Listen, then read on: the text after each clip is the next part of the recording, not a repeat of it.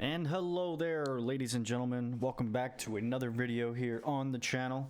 Today, as promised, we are going to be going over two of the Paladin specs that I will be playing in Cataclysm and doing a deep dive on the talents, glyphs, as well as a rotation for you guys for each spec. And today we're going to be starting off with the Retribution Paladin, which is my main and has been my main character for pretty much since Classic has launched. For those of you who are familiar with Paladins, you will know that in this Cataclysm expansion, there have been many changes that have gone down for this spec and for this class in general. And I'm happy to bring this deep dive guide for you. Again, as I've mentioned before in the priest videos, I do not claim to be a pro player or a pro Paladin, Retribution Paladin player. However, I feel that I am decent and familiar enough with the class to be able to bring this type of guide to you here, guys. So if you like what you see and you want to keep following what's going on here on the channel as well as in the guild, please give this video a like and a subscribe if you are enjoying it. So to dive right in, first two things I want to cover in this video for the Paladin is the overall Paladin changes that have occurred in the Cataclysm expansion. So first and foremost, my character portrait here, as you can see, we have ourselves a new bar. Bear with me one second. There it is. This right here is called Holy Power, and this is very similar in some respect to the combo points that a rogue has. However, instead of 5, we only have 3. And specifically, I like this change when it comes to the way that Paladins are now sort of built and your rotation feels.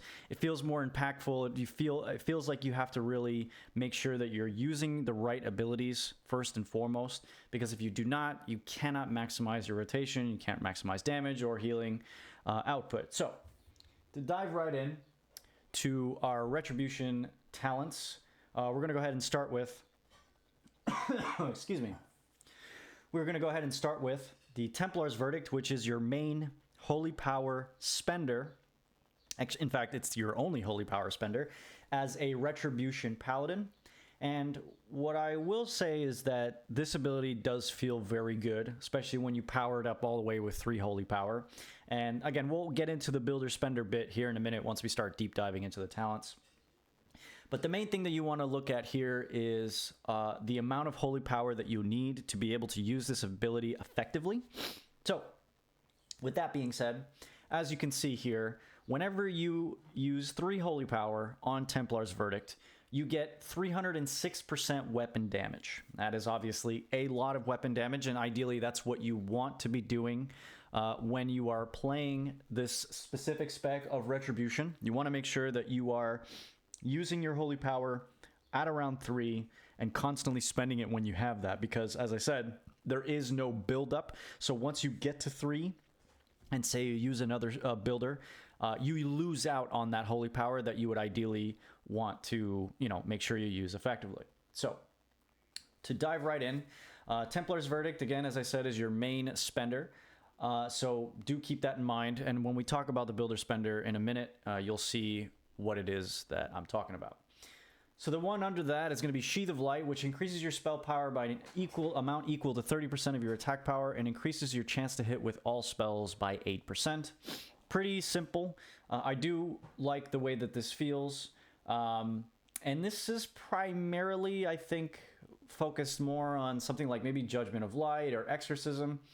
You're not really going to be feeling this too much, but being that all your stacking is attack power and strength, obviously, and that obviously feeds into your attack power, you're not really going to be noticing this too much. But still, your main stat to prioritize as a melee class is going to be strength. Obviously, unless you're a rogue, that's going to be different. But we are talking about the Paladin, so let's keep on going. You have a two-handed weapon specialization, which increases the damage you deal with two-handed weapons by 25%. Of course, you're not going to want to use single-handed or main hand weapons like you would with a rogue. It obviously just doesn't make sense. So having two-handed axes, maces, polearms, or a sword is definitely going to be the way for you to go. I am currently using the excuse me, I am butchering this name. The Blade of Culling. It's basically a two-handed axe. I got this from one of the bosses in Icecrown Citadel. It is an entry-level weapon for normal mode, so when you do, for whatever reason, if you do decide to do ICC, and this drops for you, I believe this drops off of Deathbringer Sorfang. It is a relatively lower drop because I don't see it drop too often, but it does drop. It is a decent weapon, mostly for the expertise and crit. And as you can see, it does come with 2 sockets. I'm not sure if that is still standard now in the changes to Cataclysm. But, however, if you do, for whatever reason, get it, you're going to want to put strength in that. Or if you need a hit rating or expertise, obviously, you know, the gems are going to be very separate. And, of course, now with Cataclysm, you know, the max level is 85, and you're going to be outgearing weapons like these very quickly. So I wouldn't necessarily worry about that too much for right now. Just wanted to give you guys an idea of what I'm rocking. Moving on, we have Judgments of the Bold. Your Judgments grant you 25% of your base mana over 10.2 seconds. I mean, as you can see, we don't necessarily have a large mana pool, being that most of the gear that we have on us here, it does not have intellect. So your mana pool is generally going to be smaller as a Retribution Paladin, and that's fine. You're not really going to have to be worrying about too many mana problems or mana issues in general, especially when we look at the glyphs. You'll sort of see why it is I say that. But generally speaking, don't worry about it too much. It's not going to be too much of a big deal. And for your mastery for this class, your Templar's Verdict, Crusader Strike, and Divine Storm deals 16.8% additional damage as holy damage, and each point of mastery increases the damage by an additional 2.1%. And as I've mentioned in the previous videos for both priest specs, right now, at least until the launch of tomorrow, you're not going to have a lot of gear with mastery on it, and that is okay. Now, when it comes to specifics on what the number sort of breakdown it is that you're looking for, I'm not sure what the specific values are going to be, but based on this mastery, you might want a bit, not too much, because obviously you're going to want other stats like hit rating, potentially expertise. I'm not sure if expertise is a thing for this coming expansion, but regardless, still very important if it is. So now that we've gone over the main sort of deep dive of this, we're going to start looking at the talents that I have selected. And as you can see, everything is pretty full. There are a few specific things here that I did not take. And again, this is based on your own discretion. You know, if you want to go a different route, please do, by all means, share that in the comments or in Discord, ping me in Discord if you'd like. I'm happy to discuss any talents, abilities, rotations. I'm always looking to have a better understanding of things, or even just a dialogue about anything, and we'll definitely looking forward to that.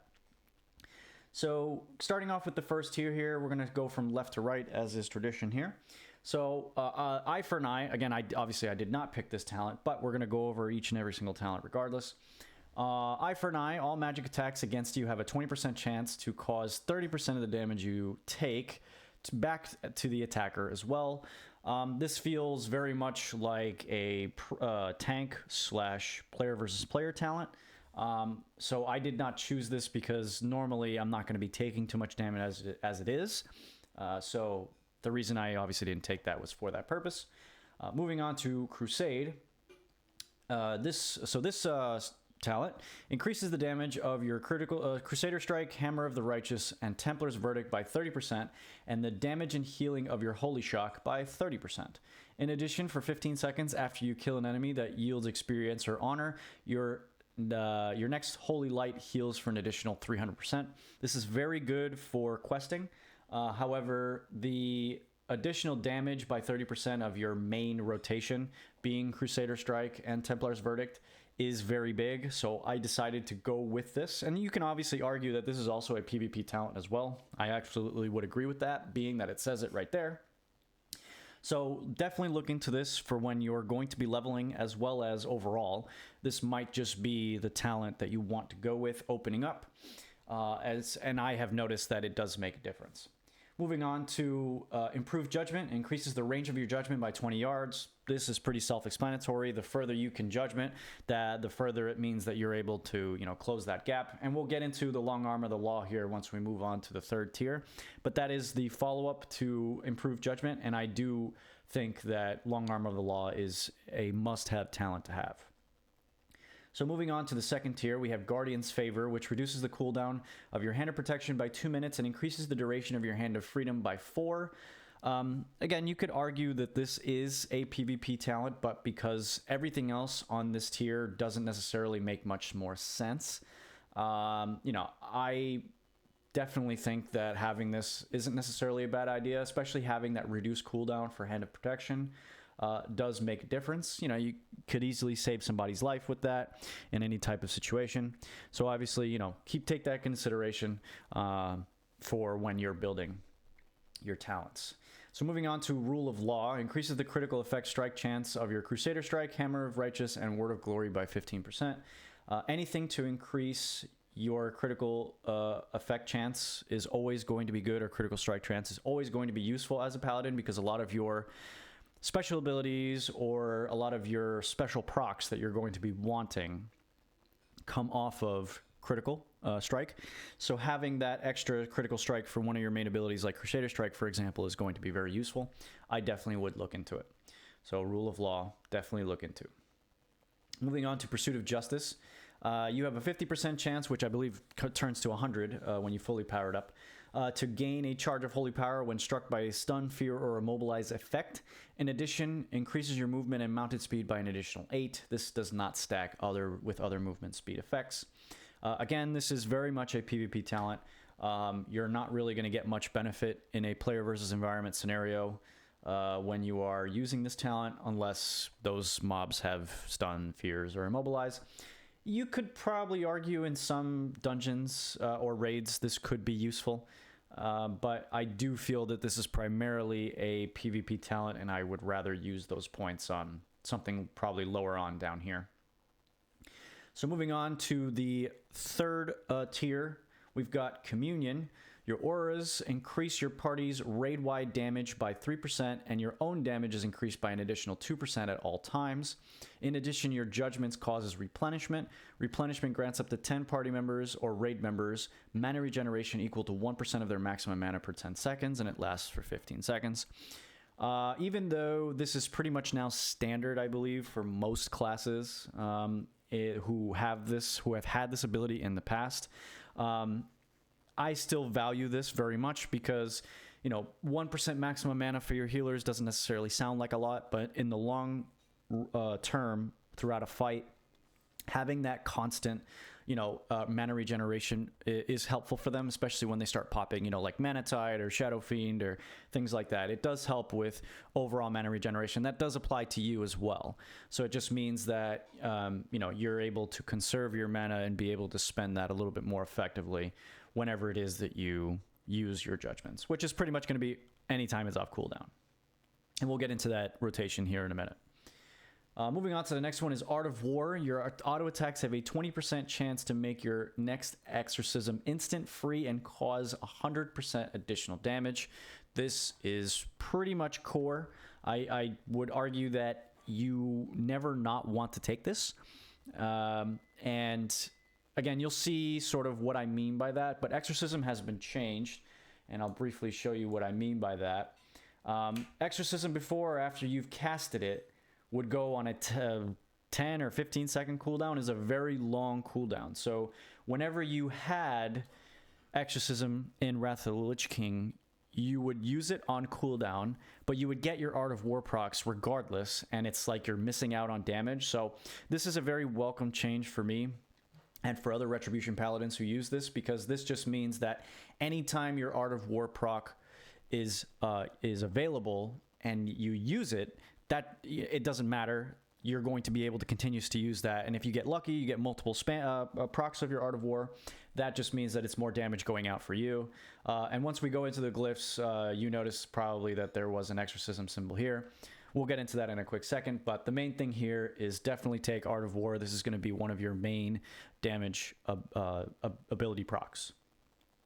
So we're now finally at long arm of the law here. So your judgment has a 100% chance to increase your movement speed by 45% for 4 seconds when used on a target at or further of 15 yards from you. So this is a very nice gap closer for both PvP and PvE situations. So definitely something I would look into, because if, for example, a boss is pretty far away from you and you're in range, you can easily catch up with whenever you judgment, run up to them, and then just, you know, keep on doing your damage. Definitely something I recommend pretty much any time you build a Retribution Paladin, whether it's a player versus environment or a player versus player situation. Moving on to Divine Storm. Divine Storm has now been changed. It shares the same cooldown as your Crusader Strike, as you see here in the bottom. It is a 4-second cooldown reduced by haste, and the reason I know that is because of that green indicator right there in the bottom right if you're looking at the screen. That means that however much haste you have will affect the cooldown rate of your Divine Storm / Crusader Strike. Now, the question then becomes, when do you use Crusader Strike and when do you use Divine Storm? That is a great question. You want to use Divine Storm ideally, and it says it right here. Divine Storm heals up to 3 party members or raids, totaling 25% of the damage cost, and it will grant a charge of holy power if it hits 4 or more targets. Now, that means that in certain situations, Crusader striking is more beneficial than using Divine Storm. Now, in this type of situation here, we have these 2 training dummies. Ideally, you would want to maximize your damage. However, and this is the big however, you have to do a cost-benefit analysis in terms of damage on how you want to approach this. So, for example, let me just give you an idea. I'm going to Crusader Strike, and you see that I've got a whole bunch of... Don't worry about these extra procs here. These are my trinkets that just go off. Okay.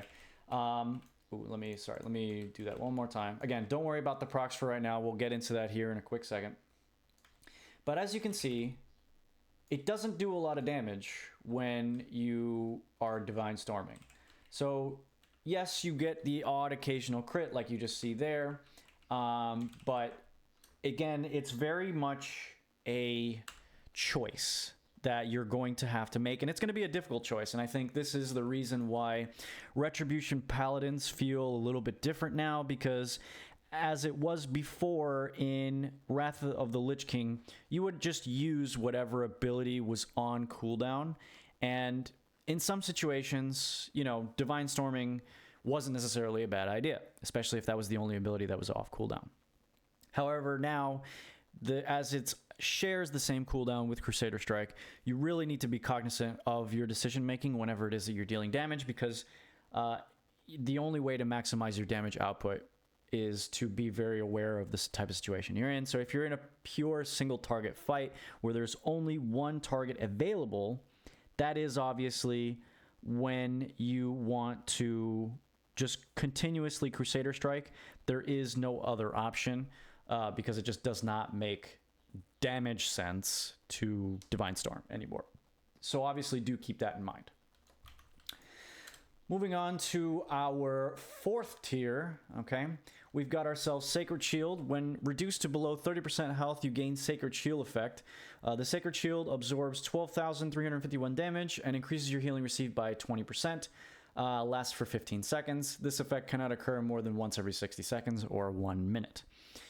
I originally did not have this ability, but when it comes to Cataclysm Heroics or dungeons or raids, getting that shield, if for whatever reason you mess up on a mechanic or an ability that just takes you down to that mark, I think it's actually very important to have this, because this minimizes the strain on the healers. Apologies, I have to make this a little smaller just so that you guys can see the talents. So I think this is a very useful ability. Again, it's situational in the sense that it's only going to proc when you take damage. But again, it's like I said, in raids or dungeons, you want to minimize the strain that your healers are going through. So if you give your healer that sort of extra time to be able to get you up a little bit faster, or, you know, if it's a AoE like damage situation, I think the most important thing here is that ability to be able to have some sort of survivability outside of, you know, your normal heals or your normal damage. You know, this really is one of those things that is helpful for the healers, and I guess it does make sense, in my opinion, to have this, because you never know when you're going to be in that type of situation. So definitely keep that into consideration when you are building when you're building your talents out. Moving on to Sanctity of Battle. Haste effects lower the cooldown of your Crusader Strike and Divine Storm. This is what I was referring to earlier with the green. So this is not normally the case. However, when you spec into Sanctity of Battle, you will have that ability to lower your cooldown for Crusader Strike and Divine Storm with haste. In my opinion, this is absolutely crucial. The more that you can Crusader Strike in a single target, or the more that you can Divine Storm in a AoE situation, it's going to be very helpful to have that being reduced by haste. Moving on to Seal of Command. So to preface, this used to be an actual seal that Retribution Paladins had, and it was sort of a area of effect seal. So whenever you were kind of dealing a lot of area of effect damage, it would kind of cleave onto whoever was next to you.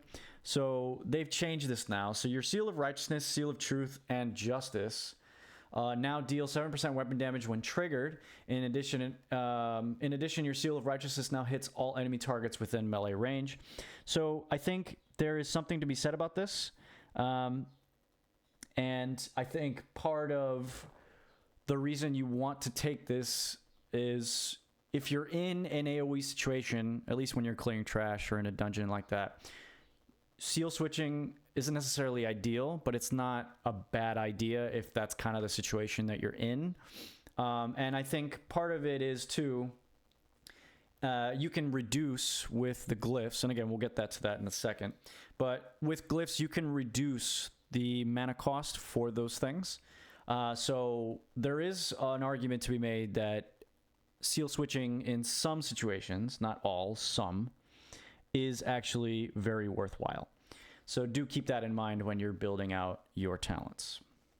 Moving on to Sanctified Wrath. Increases the critical strike chance of your Hammer of Wrath by 6% and reduces the cooldown of your Avenging Wrath by 60 seconds and allows the use of Hammer of Wrath at all times during Avenging Wrath. This, for me, is massively important. I would absolutely urge you guys at home or, you know, wherever to take this ability, because Avenging Wrath is your main damaging cooldown. Not only does it increase damage, but it also increases healing. So as a healer, this is also very imperative. Obviously, you're not going to be able to get down to this level as a healer, but as a Retribution, I do see the value in this. And being able to Hammer of Wrath continuously while this is active just means that your damage output is even higher. And again, we can showcase what that means when we run a quick dungeon. Hopefully it's not going to take too long when we queue up. So look into Sanctified Wrath. I do recommend it. The next talent that we're going to be looking at is Selfless Healer. Now, I've only got into one point in this, and I think I might be able to explain why. So let's get into it. Reduces the cooldown of your Word of Glory by 5 seconds, and in addition, when you heal others with your Word of Glory, it increases the effectiveness of the heal by 25% and increases your damage done by 2% per charge of Holy Power for 10 seconds. So kind of similarly how in last expansion your Art of War procs would also allow you to Flash of Light. This sort of piggybacks off that, but instead of flashing of lighting, because now that's the main healer ability to get people up quickly at the expense of more mana, Word of Glory is now that thing for you. And in fact, it's actually beneficial in some situations to heal other people so that if you run into a situation like this, you at least get 2% per charge. So that would be an increase of 6% damage when you use all three and you heal another target with it. So again, and by the way, Holy Power and using Word of Glory doesn't cost mana. It's purely a holy power ability. So if your healers are kind of running out of mana, or if you want to help out a healer to be able to help them deal with more of this stuff in terms of healing and whatnot, you can use your Word of Glory to heal them. And on top of that, it gives you the benefit of an extra 6% damage. So over the course of a fight, you know, this could prove useful for, you know, how that works. So definitely keep that in mind. Repentance. This is an ability that was in last expansion, and it's pretty much functions the exact same way. But however, I think they've increased the amount of things, enemy types, I should say, that you can use repentance on. Repentance is basically like a fear or like a sap. You incapacitate the target for 1 minute, and any damage other than your passive censure, which we'll get into that in a minute, will awaken the target. So in Cataclysm, what I can warn you all of now is that heroics, you will need to crowd control some of these creatures or enemy types. You will need to do that. It is a necessity because of the amount of damage or healing abilities that they have. Being able to take one of these guys out of the fight is going to be paramount to be able to deal with whatever is happening. So I use it fairly regularly in certain situations. I mean, in the Wrath of the Lich King dungeons, you're probably not going to have to worry about that too much. But when you get to the Cataclysm dungeons, you will absolutely need to crowd control, and having this in your kit is going to prove very versatile for you because it's just one more thing that you can contribute to the group outside of your blessings. So definitely look into Repentance. I do recommend it. It is very important to have. Moving on to Divine Purpose. Now, Divine Purpose is a very, very interesting ability, and I'll say for the reason that it is. As you can read here, so let's read it out before we get into it.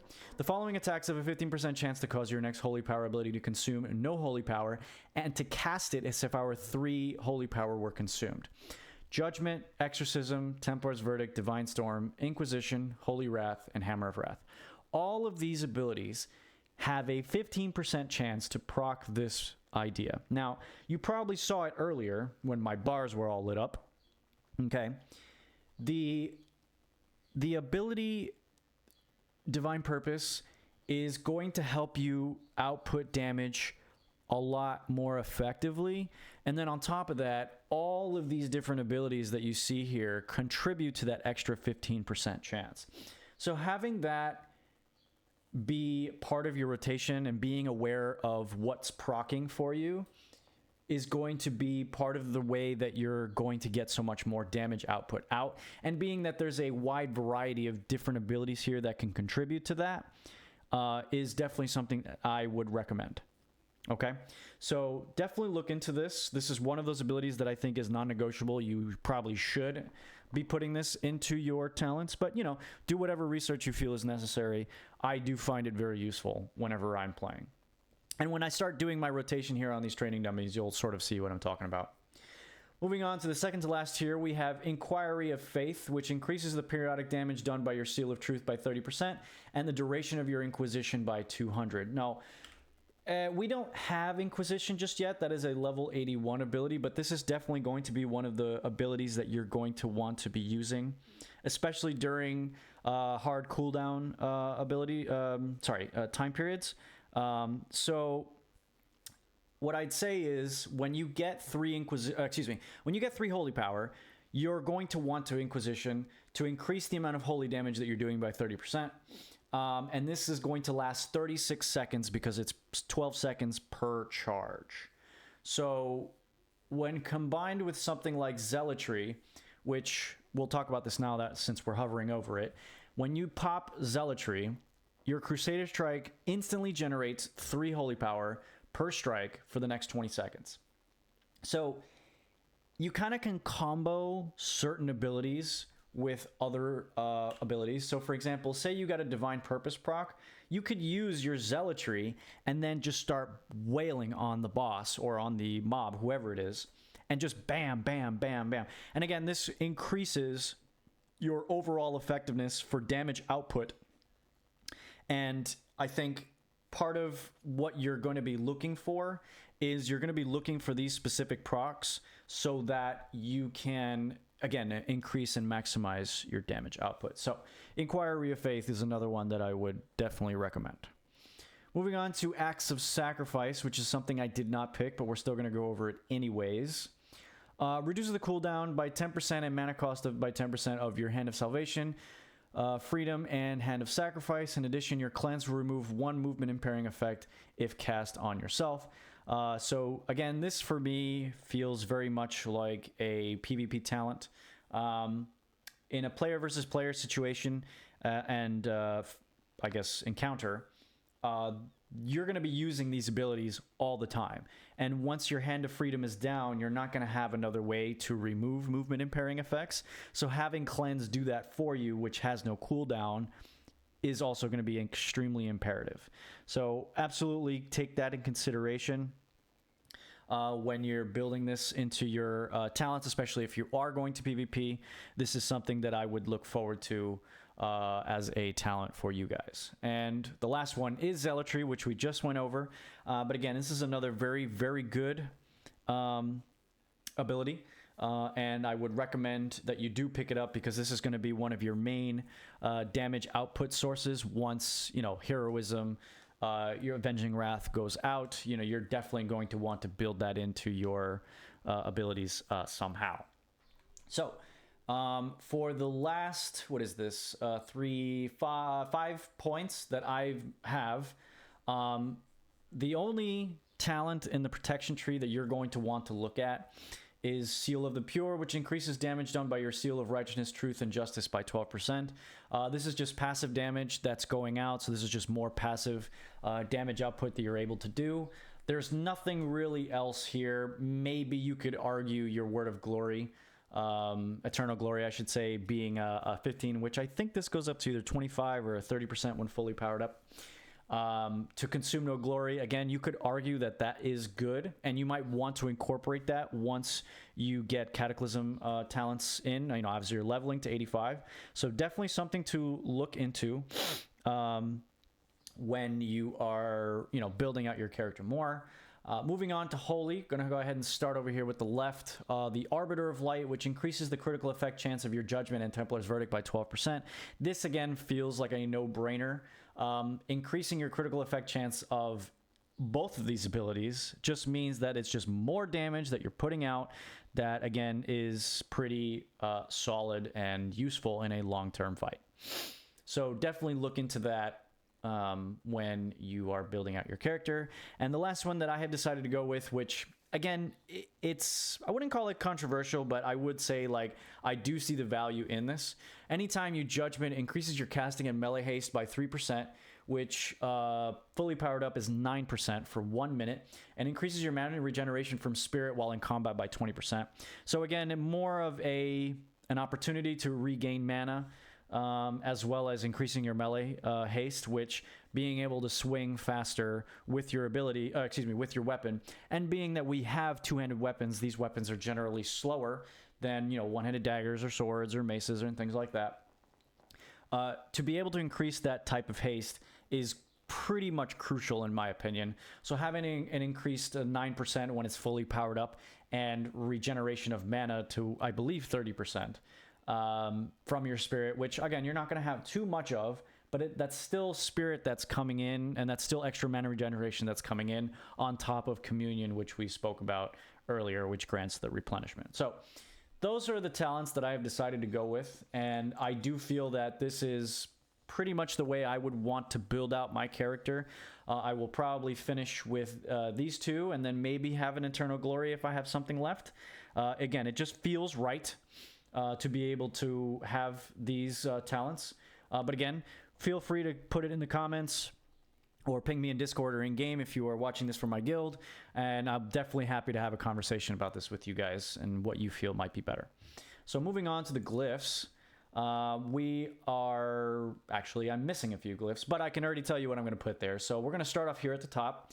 Glyph of Judgment, which increases your damage done by 10%. Again, more flat damage with one of your main abilities, just makes sense. The Glyph of Seal of Truth, which was pretty much the same thing. For the Wrath of the Lich King one, I don't remember which specific one it is, but there is, bear with me one second.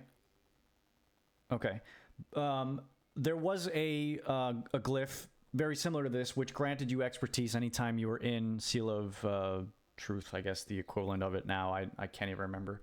But this is something I do recommend because having expertise as a melee class is imperative. Not only is hit chance important, but expertise also means that you won't be dodged or parried. So that's just more damage that you're able to output as you are, going through a long fight. So the last one that I have chosen to go with here, and again, you could easily do, something else. I would probably argue that Templar's Verdict might be a little bit better here, but I've decided to go with your Exorcism. So Glyph of Exorcism, which your Exorcism causes an additional 20% of its damage over 6 seconds. That was probably the proc that you guys saw earlier. And I like this talent because having damage go out, especially when you get your Art of War procs, especially now that Art of War and Exorcism are no longer on a cooldown like that anymore. Having that extra damage over periods of time like that just means that your damage output is pretty steady. So definitely something to look into. But again, I could argue that, you could replace this with Templar's Verdict, and that's an extra 15% damage when you glyph that in there, which again can be very useful. So moving on to the major glyphs, I have gone with Ascetic Crusader, which reduces the mana cost of your Crusader Strike by 30%. Again, you're going to be Crusader striking a lot, especially in single target situations.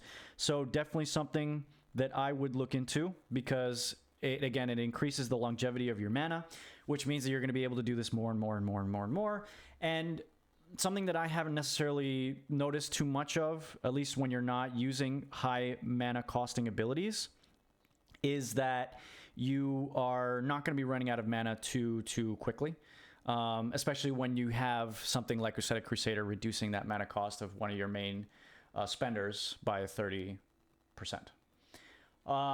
I've gone here with Glyph of Rebuke, which reduces the mana cost of your Rebuke by 100%. For those of you who are not aware, Rebuke is a Paladin's interrupt. So now most, if not all, classes have a interrupt. And in my opinion, having this on a no mana cost basis just means that this isn't interrupting with my other mana costing spells and abilities. So again, I feel that even though you're not going to be interrupting often, whenever it is that you do, it doesn't interrupt with your main rotation. So it just means that you're able to do more of your damage rotation faster and more efficiently. So again, that's the reason that I've gone with this. And it's probably what I'd recommend for most individuals because you don't want abilities that sort of interrupt your other mana costing abilities. Now, the other one that I was going to go to that I didn't is Hammer of Wrath. Now, as we've gone over through the talents, you remember that one of the talents that we picked was one that allowed you to Avenging Wrath every time or throughout your Avenging Wrath period. So that means that whenever you glyph this in there, each time that you Hammer of Wrath, it's going to cost no mana. So this just allows you again to maximize the longevity of your mana and to make sure that it doesn't interrupt your other mana costing abilities so that you are just constantly dishing out damage. And again, for me, this just seems like a no-brainer. I don't really see anything else in this sort of major glyph area or tab, I should say, that really competes with that idea. So it's definitely something that I would recommend to have for the simple purpose of, again, it doesn't interrupt your overall flow of mana costing abilities and rotation overall. Just means that your rotation is just not interrupted by mana costing abilities. So moving on to finally the minor glyphs. This is what I was talking about here. You have the opportunity to reduce the mana cost of 50% by all of your seals as well as your blessings. So off the rip, if you're in a raid group where you know you're just going to be mighting or just kings, you can easily just leave that as one of them and then reduce the cost of 2 seals. So in this case, you'd probably reduce Seal of Truth and Seal of Righteousness. So if you're in an area of effect situation, you can area of effect everything in front of you because we talented it into that. And, you know, Divine Storm to increase your area of effect capabilities. So again, it's really just how you want to build it. I haven't decided whether or not I'm going to be doing that. But definitely something that I would look into when doing this build. So now that we've discussed all of the talents and the glyphs that I have decided to go with, I'm going to give you guys a brief look at the opening rotations that I would do for myself. So first we open up with making sure that we have our might, which is an infusion, by the way, of both Blessing of Wisdom and Blessing of Might. Those have been merged together. And King's is now standard, just stats, and we can show that here. Strength, agility, stamina, and intellect by 5, and magic resistances by 65. So again, they've been pruned together and melded together in this Cataclysm expansion. And I do recommend that you are making sure that you're using the right one if you're in a group or a dungeon situation. Obviously, if you're the only paladin in your group, you're just going to go with the blessing that your raid leader tells you or your group leader tells you. Again, just to make sure that everybody has the glyph that, or excuse me, the blessing that they need. So now that we've got both of our main things up here, we're going to go ahead and open up with, I'm going to stand over here just so you can see what I'm talking about. So we're going to, boom. So we're going to Judgment, that's going to get us closer in, and then I'm going to start building with Crusader Strike, waiting for whatever procs that we get. All right, so now I'm at 3. I'm going to Templar's Verdict. That gives us our Divine Purpose. We're going to go ahead and keep doing that. Keep building, keep building. I'm waiting for an Art of War proc to show you guys what I was talking about. We're not really getting lucky with that at the moment. Go ahead and do this. Okay, so there's that Divine Purpose again. So here we're going to Zealotry. We're going to bang and keep on Templar's Verdicting. Switch, Judgment. There's the Art of War. Do that. Get this. Get this.